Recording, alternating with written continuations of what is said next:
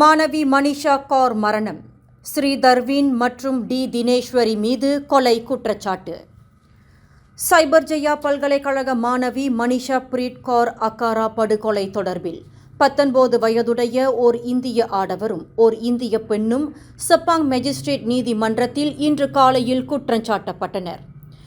ஸ்ரீ தர்வீன் மற்றும் அவரின் காதலியான டி தினேஸ்வரி ஆகிய இருவரும் மேஜிஸ்ட்ரேட் கைராத்துல் அமீனா ஜலானி முன்னிலையில் நிறுத்தப்பட்டு அவர்களுக்கு எதிராக குற்றச்சாட்டு சுமத்தப்பட்டது. தர்வீன் மீது கொலை குற்றச்சாட்டும் தினேஸ்வரி மீது கொலைக்கு உடந்தையாக இருந்ததாக குற்றச்சாட்டும் சுமத்தப்பட்டது. இது கொலை வழக்கு என்பதால் இவ்வழக்கு ஷா ஆலம் உயர் நீதிமன்றத்திற்கு மாற்றுவதற்கு ஏதுவாக தர்வீன் மற்றும் தினேஸ்வரி ஆகியோரிடம் இன்று எந்தவொரு வாக்குமூலமும் பதிவு செய்யப்படவில்லை.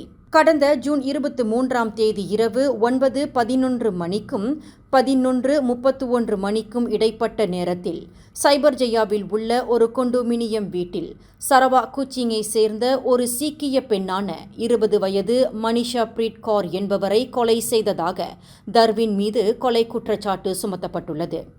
இந்த கொலைக்கு தனது காதலன் தர்வீனுக்கு உடந்தையாக இருந்ததாக தினேஸ்வரி மீது குற்றச்சாட்டு கொண்டுவரப்பட்டுள்ளது.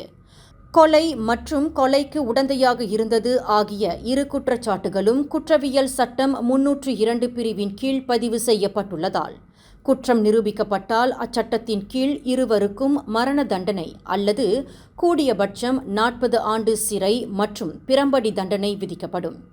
இருவருக்கும் ஜாமீன் அனுமதி மறுக்கப்பட்டுள்ளது. சிறைக்கு கொண்டு செல்ல உத்தரவிடப்பட்டது.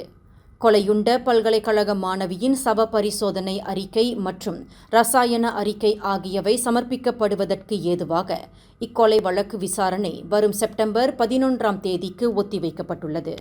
மேலும் செய்திகளை தெரிந்து கொள்ள கீழே இருக்கும் பெல் பட்டனை அழுத்துங்கள். உங்கள் மகிழ்ச்சியை வெளிப்படுத்த லைக் மற்றும் ஷேர் செய்யுங்கள். தொடர்ந்து திசைகளோடு இணைந்திருக்க சப்ஸ்கிரைப் செய்யுங்கள்.